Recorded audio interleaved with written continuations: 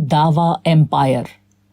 میں پچھلے کئی برسوں سے یہ جدوجہد کر رہا ہوں کہ مسلمانوں کو ٹکراؤ اور نفرت کے بجائے تعلیم اور دعوت کے پرامن میدانوں میں کام کرنے کے لیے فضا ہموار کروں۔ دین پر تحقیق اور اس کی دعوت کے جن سرچشموں سے میں فیض یاب ہوا ہوں انہیں لوگوں تک پہنچانے کی کوشش کروں۔ اللہ کا شکر ہے کہ یہ بات لوگوں کی سمجھ میں آنا شروع ہو گئی ہے، لیکن ظاہر ہے کہ ہم دریا کے بہاؤ کی مخالف سمت تیر رہے ہیں، اس لیے رفتار بہت آہستہ ہے۔ اس سلسلے میں میری خواہش تھی کہ تعلیم اور دعوت کا ایک ایسا نظام وجود میں آ جائے جس میں غیر متعصبانہ انداز میں دین کی تعلیم دی جائے اور ساتھ میں ایمان و اخلاق کی قرآنی دعوت کا فہم لوگوں میں عام ہو جائے۔ تعلیم کا کچھ کام عملاً میرے زیر نگرانی ہو رہا ہے۔ انٹرنیٹ پر مبشر نے یہ کام شروع کیا ہے۔ اسی سفر میں ہم ایک بلند پہاڑ کے پرفضا علاقے میں رکے۔ مبشر نے راستے میں پھل لے لیے تھے جو دوپہر کے کھانے کی جگہ ہم نے کھائے، اور وہیں میں نے ایک ایک کر کے وہ نکات بیان کرنے شروع کیے جو عالمی دعوت کے کام کی اساس بننے چاہیے اور جنہیں آنے والے برسوں میں اس طالب علم نے اختیار کر کے اپنی دعوت کا کام کرنا تھا۔ یہ اس سے قبل مجھ پر اس طرح واضح نہیں تھے، مگر شاید رسول اللہ صلی اللہ علیہ وآلہ وسلم کے ان قدموں کی برکت تھی جو طائف کی زمین پر دعوت دین کے لیے پہنچے، اور طائف کے اوباشوں نے پتھر مار مار کر حضور صلی اللہ علیہ وآلہ وسلم کو اتنا زخمی کر دیا تھا کہ آپ کا خون آپ کے مبارک قدموں تک آ پہنچا تھا۔ حضور کے احسانوں کا بدلہ ہم کیسے چکا سکتے ہیں سوائے اس کے کہ آپ کے دعوتی مشن کو اپنی زندگی بنائیں۔ حضرت ابن عباس کی مسجد۔ یہاں سے مبشر مجھے اس جگہ لے گئے جہاں سیدنا عبداللہ ابن عباس کی مسجد تھی۔ اصل میں تو یہاں ان کا مزار تھا، مگر سعودیوں نے اپنے ذوق یا ہماری بدذوقی کی بنیاد پر ان کی قبر کے تمام آثار اوجھل کر دیے تھے۔ اپنے اسلاف کی قبر تاریخ کا موضوع ہوتی ہے، لوگ اسے عبادت کا موضوع بنا دیتے ہیں، جس کے بعد ایسے سانحات وجود میں آتے ہیں۔ تاہم میں نے بعض قرائن کی بنیاد پر ایک جگہ متعین کر لی جہاں ان کی قبر ممکنہ طور پر موجود تھی۔ یہاں سے مبشر مجھے اس باغ کے مقام پر لے گئے جہاں کے بارے میں بیان کیا جاتا ہے کہ رسول اللہ صلی اللہ علیہ وآلہ وسلم نے اہل طائف کے بہیمانہ سلوک کے بعد پناہ لی تھی۔ سفر طائف رسول اللہ کی زندگی کا مشکل ترین مرحلہ تھا۔ یہ اس حقیقت کا بھی مکمل بیان ہے کہ زمانہ قدیم میں دعوت توحید دینا کتنا مشکل کام تھا، مگر آج مسلمانوں کو اللہ تعالیٰ نے دنیا کی ہر نعمت دے رکھی ہے۔ ہم ایک ایسے دور میں زندہ ہیں جہاں توحید کی دعوت دینے پر نہ کوئی پتھر مارتا ہے نہ سولی پر چڑھاتا ہے، مگر افسوس کہ عین اسی دور میں مسلمانوں نے غیر مسلموں کو دعوت حق پہنچانے کے بجائے سیاسی جھگڑوں کی بنیاد پر اس بات کو حق و باطل کی جنگ بنا دیا ہے کہ غیر مسلموں کے خلاف نفرت اور ٹکراؤ کا ایک محاذ کھول دیں۔ خیال رہے کہ یہ جھگڑے خود مسلمانوں میں آپس میں بھی ہوتے رہتے ہیں۔ جس کو شک ہے وہ وطن عزیز کی تاریخ اور حالات دیکھ لے۔ مجھے یقین ہے کہ مسلمان اپنی حرکتوں سے باز نہ آئے تو اللہ تعالیٰ کے مجرم قرار پائیں گے اور بدترین تباہی کا شکار ہو جائیں گے۔ واپسی کے سفر میں میری درخواست پر مبشر نے سیل کبیر کا وہ راستہ اختیار کیا جو ذرا طویل تھا، مگر اس میں میرا لالچ یہ تھا کہ شاید حرم جانے کی کوئی صورت نکل آئے، کیونکہ یہ راستہ مکہ شہر کے قریب سے ہو کر گزرتا ہے۔ ہم مینا تک تو گئے، لیکن بقول مبشر اس وقت شہر کے اندر جانے کا مطلب زبردست اژدہام میں پھنسنا تھا۔ ان کی بات ٹھیک تھی، اس لیے ہم دور سے نکل گئے۔ البتہ راستے میں دور تک مکہ کلاک ٹاور نظر آتا رہا، اور میں یہ سوچ کر اسے دیکھتا رہا کہ ہم دور سے اسے دیکھ رہے ہیں اور وہ حرم کو دیکھ رہا ہے۔ ذہنی ڈھانچہ۔ ہمارا ارادہ تو جدہ میں رکنے کا تھا، مگر حرم کی یاد ستانے لگی، سو ایک دفعہ پھر حرم کی راہ لی۔ اس دفعہ عرفان بھائی نے حرم تک ہمیں چھوڑا تھا۔ بھائی صاحب پہلے ہی سے مکہ میں موجود تھے اور ہمارے لیے کمرہ بک کرا رکھا تھا۔ ہم سب احرام باندھ کر چلے تھے، اس لیے پہلے عمرہ ادا کیا۔ اگلے دن ایک بڑا دلچسپ واقعہ رونما ہوا۔ ہم حرم میں نماز ادا کر رہے تھے تو ایک زوردار گڑگڑاہٹ بلند ہوئی۔ لگتا تھا کہ کوئی زلزلہ آ گیا ہے یا پہاڑ گر گیا ہے، مگر جس جگہ ہم تھے اسے اللہ تعالیٰ نے امن بخش رکھا ہے، اس لیے اطمینان سے نماز پڑھتے رہے۔ بعد میں اپنے ہوٹل کے راستے میں جاتے ہوئے دیکھا تو اندازہ ہوا کہ ہوا کیا تھا۔ دراصل حرم کے باب فہد کے قریب واقع دارالتوحید نامی معروف ہوٹل کے عقب میں کوئی پرانا ہوٹل تھا جسے پچھلے وزٹ پر ہم نے خالی دیکھا تھا۔ یہ دھماکہ اس ہوٹل کے گرائے جانے کا تھا، چنانچہ اب وہاں ایک عمارت کے بجائے ملبہ پڑا ہوا تھا۔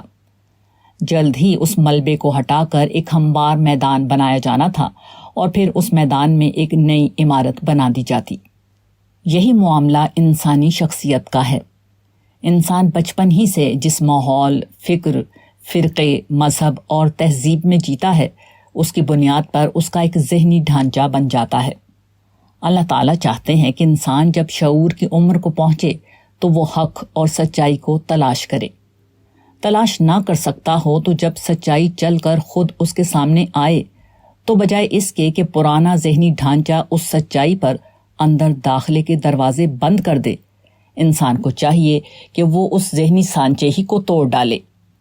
یہ ڈھانچہ اگر مستقل مزاحمت کرے تو پھر اس سانچے ہی کو اس عمارت کی طرح ڈھا کر ایک نئی عمارت تعمیر کی جائے۔ اکابر پرستی، فرقہ واریت اور تعصبات سے اوپر اٹھنے کا یہی ایک راستہ ہے۔ یہی وہ ایمان لانے کا عمل ہے جس پر جنت کا وعدہ ہے۔ تیری سرکار میں پہنچے تو سبھی ایک ہوئے۔ مسجد الحرام میں حرم پاک کے علاوہ جو سب سے زیادہ خوبصورت منظر ہوتا ہے وہ مسلمانوں کا مل کر اپنے رب کی عبادت کرنا ہے۔ حرم کا طواف کرتے، احرام میں ملبوس سعی کرتے اور باجماعت نماز کے وقت ہر رنگ و نسل، ہر زبان و جغرافیہ کے مرد و عورت اپنا ہر فرق بھلا کر یکجان ہو جاتے ہیں اور زبان حال سے دنیا کو یہ پیغام دیتے ہیں کہ ہمارا رب ایک ہے اور ہم ایک ہی آدم و حوا کی اولاد ہیں۔ وحدت رب اور وحدت آدم کا یہ پیغام دنیا میں کسی اور کے پاس نہیں ہے، مگر بدقسمتی سے مسلمانوں کے اندر موجود عدم برداشت نے ان کے فرقہ وارانہ اختلافات کو بہت بڑھا دیا ہے۔ خاص کر بر صغیر پاک و ہند میں یہ اختلافات فتووں اور مناظروں سے گزر کر اپنے سے اختلاف رکھنے والوں کو قتل کرنے، ان کی مساجد پر حملہ کرنے اور انہیں بدنام کرنے کی باقاعدہ مہموں تک جا پہنچے ہیں۔ مجھے اس المی کا احساس اس لیے بھی بہت زیادہ ہوا کہ اسی سفر کے دوران میں ایک روز جدہ میں نے اپنی ای میل چیک کی تو مجھے ہندوستان کے ایک معروف عالم ڈاکٹر ذاکر نائک کے خلاف دیوبندی مکتبہ فکر سے متعلق لوگوں کی ایک ای میل موصول ہوئی۔ مجھے اس پر کوئی اعتراض نہیں کہ کسی عالم سے اختلاف کیا جائے۔ اختلاف صرف پیغمبر سے نہیں ہو سکتا، باقی سب عام انسان ہوتے ہیں، مگر یہ اختلاف عناد تک جا پہنچے، کسی شخص کو مجموعہ شر سمجھ کر اس کو بدنام کرنے کی باقاعدہ مہم چلائی جائے، جس کے نتیجے میں مذہبی دہشت گردی کے اس دور میں اس کی جان کو خطرہ ہو جائے، ایک ایسا رویہ ہے جو اللہ تعالیٰ کی بارگاہ میں کبھی مقبول نہیں ہو سکتا۔ برصغیر میں فرقہ وارانہ تنازع کی تاریخ۔ المیہ یہ ہے کہ آج کل فتویٰ سازی اور دوسروں کو بدنام کرنے کی یہ فیکٹریاں زیادہ تر ان لوگوں نے لگا رکھی ہیں جو سب سے پہلے خود اس زیادتی کا شکار ہوئے تھے۔ میری یہ بات تھوڑی تفصیل چاہتی ہے جو قارئین کے لیے دلچسپ نہ سہی عبرتناک ضرور ہوگی۔ برصغیر میں مذہبی اختلاف کی شدت اس وقت نمایاں ہوئی جب عالم عرب میں شیخ محمد بن عبد الوہاب کی اصلاحی تحریک کے اثرات ہندوستان تک پہنچنے شروع ہوئے۔ یہ تحریک بنیادی طور پر رد شرک و بدعت کی تحریک تھی، جس نے اپنے بہت سے نقائص کے باوجود مجموعی طور پر اس مقدس سرزمین کو توحید کے اس پیغام کا نمونہ بنا دیا جسے لے کر نبی کریم صلی اللہ علیہ وآلہ وسلم آئے تھے۔ ہندوستان میں شاہ ولی اللہ کے خانوادے اور ان کے متعلقین، خاص کر سید احمد شہید اور شاہ اسماعیل شہید نے اس پیغام کو لے کر ہندوستان میں اصلاحی عمل شروع کیا۔ آہستہ آہستہ یہ فکر عام ہونا شروع ہوئی اور اس نے عوام و خاص کو متاثر کرنا شروع کیا۔ یہ اصلاحی عمل 2 دھاروں میں بٹ گیا۔ ایک وہ جو مکمل طور پر عرب کا اثر قبول کر کے سلفی یا اہل حدیث کہلانے لگے، اور ان کے مخالفین انہیں شیخ محمد بن عبد الوہاب کی نسبت سے وہابی کہنے لگے، جبکہ دوسرا نقطۂ نظر وہ تھا جس نے فقہ اور تصوف کے معاملے میں ہندوستان کے مروجہ نقطۂ نظر ہی کو اختیار کیا اور حنفی اور صوفی شناخت باقی رکھتے ہوئے اصلاح کو قبول کیا۔ یہ لوگ مدرسہ دیوبند کی نسبت سے دیوبندی کہلائے۔ اس اصلاحی عمل میں کچھ تو افراط و تفریط بھی ہوا اور کچھ مزاحمت فطری طور پر مروجہ نقطۂ نظر کے حاملین اہل علم کی طرف سے ہونی ہی تھی، سو وہ شروع ہوئی۔ ایسے میں بر صغیر میں مروجہ نقطۂ نظر کو مولانا شاہ احمد رضا خان صاحب فاضل بریلوی جیسا جینیس اور جید عالم مل گیا۔ انہوں نے ایک طرف اصلاح کی اس تحریک میں اپنا حصہ ڈالا اور بہت سے صریح مشرکانہ اعمال جیسے قبروں کو سجدہ کرنے وغیرہ کے خلاف آواز اٹھائی، مگر اس کے ساتھ ہی انہوں نے نئے پیدا ہونے والے مکاتب فکر کے اثرات کا مقابلہ کرنے کی زبردست کوششیں کیں۔ خاص کر بارگاہ رسالت کے ادب اور محبت کو موضوع بنا کر اکابرین دیوبند اور اہل حدیث حضرات پر زبردست تنقیدیں کیں۔ ان کی نسبت سے مروجہ نقطۂ نظر کے حاملین بریلوی کہلائے، جن کے ہاں دیوبندی اور اہل حدیث حضرات کے لیے گستاخ رسول اور منکر درود کی اصطلاحات آج بھی عام استعمال ہوتی ہیں۔ اس پس منظر میں مولانا شاہ احمد رضا خان بریلوی کی ایک مشہور نعت کا شعر آج بھی محافل نعت میں زور و شور سے پڑھا جاتا ہے: اور تم پر میرے آقا کی عنایت نہ سہی، نجدیو کلمہ پڑھانے کا بھی احسان گیا۔ جبکہ بعض نعت خواں شعر کو زیادہ حسب حال بنانے کے لیے دوسرے مصرے میں ترمیم کر کے شعر اس طرح پڑھتے ہیں: اور تم پر میرے آقا کی عنایت نہ سہی، منکرو کلمہ پڑھانے کا بھی احسان گیا۔ خیر، اسی عمل میں مولانا رضا نے دیوبندی حضرات کے بعض نمائندہ علماء مولانا اشرف علی تھانوی، مولانا رشید احمد گنگوہی، مولانا محمد قاسم نانوتوی، مولانا خلیل احمد سہارنپوری اور نبوت کا دعویٰ کرنے والے مرزا غلام احمد قادیانی کو ایک ہی صف میں کھڑا کر کے ان کے خلاف کفر کا فتویٰ دیا۔ بعد میں انہوں نے علماء حجاز سے اپنے فتوے کی توثیق کروا لی۔ ان علماء کے علاوہ اہل حدیث کے نمائندہ عالم شاہ اسماعیل پر ان کی کتاب تقویۃ الایمان کی بعض عبارتوں کی بنیاد پر پہلے ہی کفر کا فتویٰ آ چکا تھا۔ کل کے مظلوم آج کے ظالم، یہ وہ پس منظر ہے جس میں دیوبند اور اہل حدیث حضرات کے خلاف ایک زبردست رد عمل پیدا ہوا۔ اس دور میں اس رد عمل کی شدت کا اندازہ کرنا ہے تو مولانا عبدالکلام کے حالات زندگی کے حوالے سے دستیاب مواد کا مطالعہ کیجیے۔ خیر، اب مطالعہ کرنے کا وقت کس کے پاس ہوگا؟ میں بطور نمونہ ان کی سوانح حیات کا ایک چھوٹا سا واقعہ پیش کر دیتا ہوں تاکہ اس ظلم کا کچھ اندازہ ہو سکے جو اس دور کے اصلاح پسندوں کے ساتھ ہو رہا تھا۔ ابوالکلام کے استاد ایک روایت پسند تھے۔ ان کے علاقے میں کوئی بیچارہ آ گیا جو یہ کہتا پھر رہا تھا کہ شب برات کا حلوہ کھانا ناجائز ہے۔ انہوں نے ملازموں سے اسے پکڑ کر بلوا لیا اور صحن میں مرغا بنوا کر اس کے جوتے لگوانا شروع کر دیے۔ ہر جوتے پر وہ غالباً اپنا ہی تخلیق کردہ یہ شعر پڑھتے جاتے: وہابی بے حیا جھوٹے ہیں یارو، تڑا تڑ جوتیاں تم ان کو مارو۔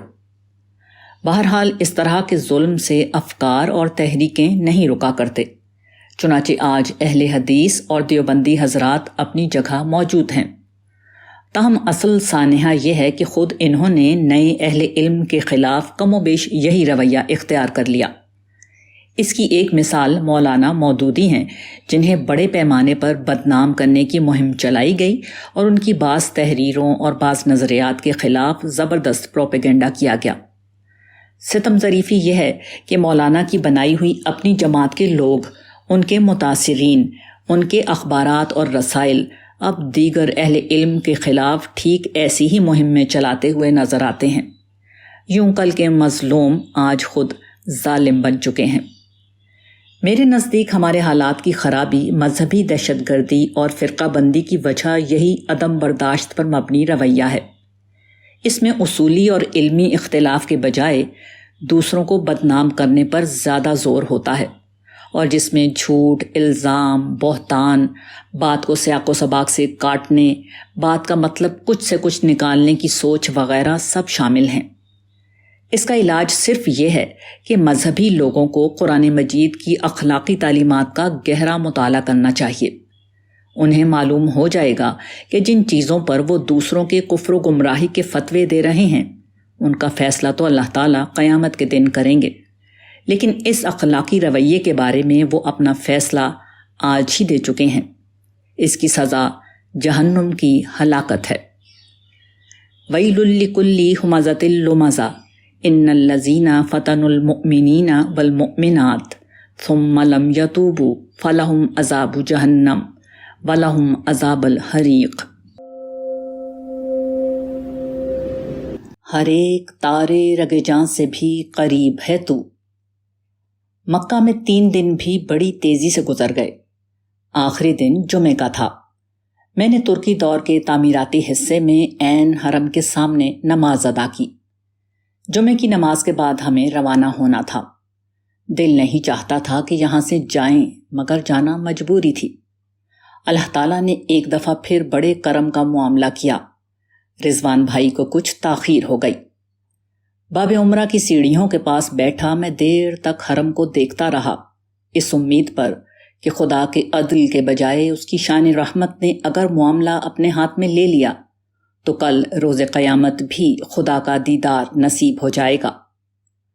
جمعے کی نماز کے بعد رضوان بھائی ہمیں لینے آ گئے۔ کدی کے علاقے سے زمزم خریدتے ہوئے ہم واپس جدہ روانہ ہوئے۔ دل بیک وقت آسودہ بھی تھا اور افسردہ بھی۔ ایسے میں بہن پروین سلطانہ ہنا نے اپنا کلام سنایا جو مکہ کے اسی قیام میں انہوں نے لکھا تھا۔ یہ کلام اور خاص طور پر اس کا آخری مصرع اس سکون کا باعث بن گیا کہ پروردگار عالم کی قربت زمان و مکان کی پابند نہیں۔ آپ بھی اس کلام سے محظوظ ہوئیے۔ اے عرش والو تمہارا مقام کیا کہنا، گلا مجھے بھی نہیں اپنی نارسائی کا، میرے نصیب پر ایسا عروج آیا ہے، ستارہ میرے مقدر کا جگمگایا ہے، مجھ ایسی خاک نشین کا مقام تو دیکھو کہ مجھ کو پھر میرے سرکار نے بلایا ہے، گواہی دینا میری اے ہوائے خاک حرم، جہاں پڑے تھے رسول خدا کے پاک قدم، وہاں وہاں میں نے اپنی جبین جھکائی ہے، اذان صحن حرم کی صدائیں جب گونجی، شریک ان میں میرے دل کی یہ گواہی ہے، خدائے پاک احد ہے کہ لا شریک ہے تو، ہر ایک تارے رگ جاں سے بھی قریب ہے تو۔ آخری ابتلا۔ سفر کے آخری مرحلے میں ایک ابتلا کا سامنا کرنا پڑا۔ یہ ابتلا اس اعتبار سے تو بہت بڑی نعمت ہے کہ اس سرزمین کا تو کانٹا بھی پھول ہوتا ہے۔ میں یہ بیان نہیں کرتا کہ لوگوں کے سامنے سفر عمرہ کی مشقت کا بیان شریعت شوق میں بے وفائی سے کم نہیں، مگر اس ابتلا میں ایک ایسی نصیحت تھی کہ قارئین کو اس میں شریک نہ کرنا ان کے ساتھ بڑی زیادتی ہے۔ کدی میں زمزم خریدتے وقت گاڑی کھڑی ہوئی تو اس کا اے سی چلنا بند ہو گیا تھا۔ جون کے مہینے میں مکہ میں جیسی گرمی ہوتی ہے اس کا تصور کرنا آسان نہیں۔ شیشے کھولنے پر جو ہوا اندر آ رہی تھی وہ دہکتی ہوئی بھٹی سے نکلتی ہوئی محسوس ہوتی۔ امی ساتھ تھیں، اس لیے رضوان بھائی نے اے سی چلا کر سفر شروع کیا، مگر شہر سے نکلتے ہی گاڑی اتنی گرم ہو گئی کہ مجبوراً اسے روکنا پڑا۔ کسی وجہ سے رضوان بھائی کی گاڑی ہیٹ اپ ہو رہی تھی۔ باہر نکلے تو گرم صحرائی ہوا کے تھپیڑوں سے حالت خراب ہو گئی۔ خیر میں قریب موجود ایک مسجد سے پانی لایا، گاڑی کو کچھ ٹھنڈا کیا، سفر دوبارہ شروع ہوا، مگر اس طرح کہ اے سی بند تھا اور گاڑی کے شیشے کھلے ہوئے تھے۔ اس کے نتیجے میں گرم صحرائی ہوا کی جو یلغار ہو رہی تھی در حقیقت اس سرزمین کی آب و ہوا کا اصل تعارف تھی۔ میں یہ سوچ رہا تھا کہ صحابہ کرام نے ساری زندگی ایسی ہی مشکلات کو جھیل کر دنیا بھر میں توحید کا پیغام پہنچایا۔ آج جب ہم مسلمانوں کو ہر طرح کی نعمتیں حاصل ہیں، ہمارے اندر سے یہ شعور ہی ختم ہو چکا ہے کہ توحید کا پیغام پہنچانا بھی کرنے کا کوئی کام ہے۔ حالانکہ حقیقت یہ ہے کہ آج اللہ تعالیٰ نے یہ کام پہلے کی بنسبت بہت آسان کر دیا ہے، مگر بدقسمتی سے آج مسلمان یہ کام کرنے پر آمادہ نہیں۔ اسی لیے ان کے اجتماعی وجود پر مصائب کی گرم ہوا مسلسل چل رہی ہے۔ وہ دنیا بھر میں ذلیل و رسوا ہیں، اور جو اسلام کا جتنا بڑا نام لیوا ہے وہ اتنا ہی خوار و خراب ہے۔